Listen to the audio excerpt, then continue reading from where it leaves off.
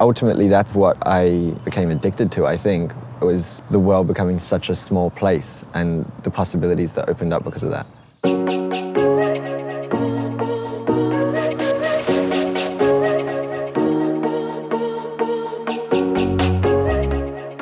I'd say I first discovered the internet when I was probably maybe 10. It was probably a couple years later in 2007 that my cousin sent me a video, and it was a video of me singing in a shopping center that someone had taken and uploaded. And I clicked it, and it was to this website called YouTube that was a year old at the time. And then I realized that more people had seen that video than I had ever sung for in real life. And that was a big moment for me where I was like, okay, well, this is it.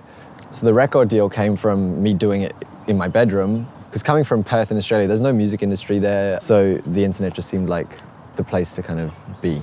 And then I made this song. It wasn't mixed or mastered or anything like that. Called up my local children's hospital and I was like, hey, I want to do a charity project for you guys. Is it cool if I come shoot a music video at your hospital? Went to the hospital and filmed the video. Then a week later, I had an email from my record label wanting to sign me. In the period where I was sort of figuring myself out, I turned to the internet 100%. I had, anonymous accounts on every gay teen forum, and I was I did the lot. I watched every coming out video on YouTube and felt like I really sort of owed the internet, a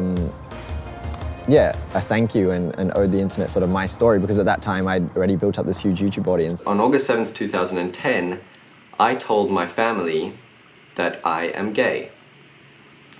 And now on August 7th, 2013, I want you guys to know that I'm gay.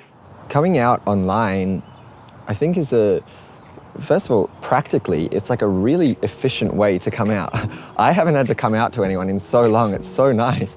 That space is a space where terrified LGBT kids go to realize that they're not alone and deal with accepting who they are and letting other people know who they are. I think 14-year-old Troye would have, very much appreciated an openly gay pop star.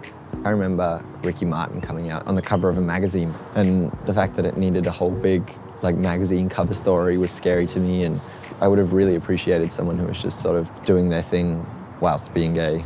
I was playing a show and this girl started waving a note at me from the front row, and I knelt down and took the note while I was singing, put it in my back pocket, and carried on singing and looked at her again, caught eyes with her again, and she started signaling for me to open the note. If you're reading this, can you announce that Kelly is bisexual, please?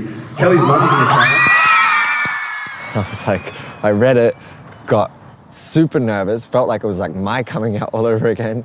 The crowd just went absolutely ballistic, and it was a very emotional, overwhelming moment. I do sort of feel the pressure to keep making YouTube videos. Mostly pressure from myself though, because I really do value that space and that platform. Just personally, I feel like it's really shaped who I am. It's sure, maybe things have changed a little bit, but it tells the whole story up until now. I kind of want to keep that going. Wait, you have a bunch of white hair. Damn! Yummy.